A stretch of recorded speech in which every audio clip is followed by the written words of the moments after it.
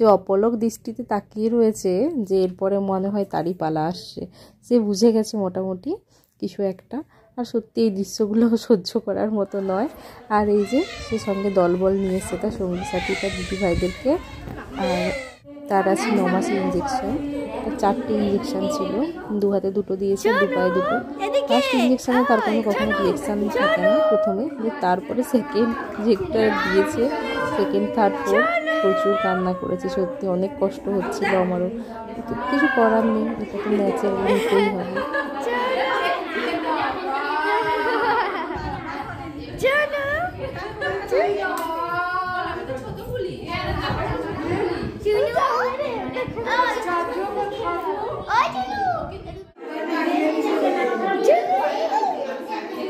এদিকে এদিকে আয় আয় আয় আয় আয় এদিকে এদিকে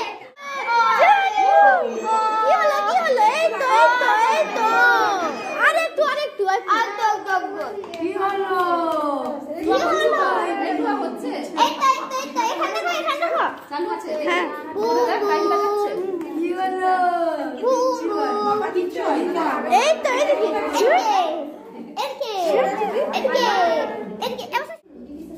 শোনো আচ্ছা না এদিকে আয় এদিকে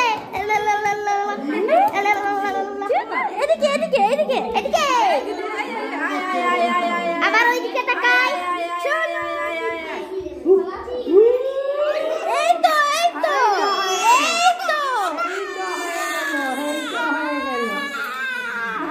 ওগুলো ফুটে দিল তোমাকে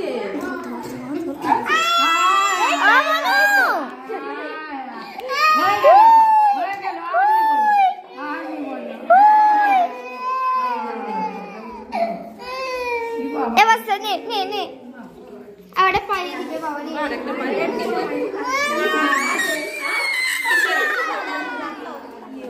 এই তো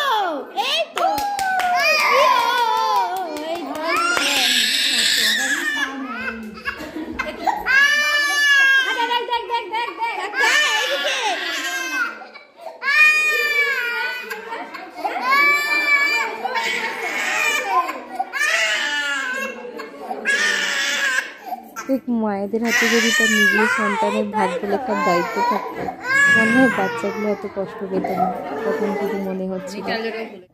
এরপর আমরা বাড়ি চলে এসেছিলাম।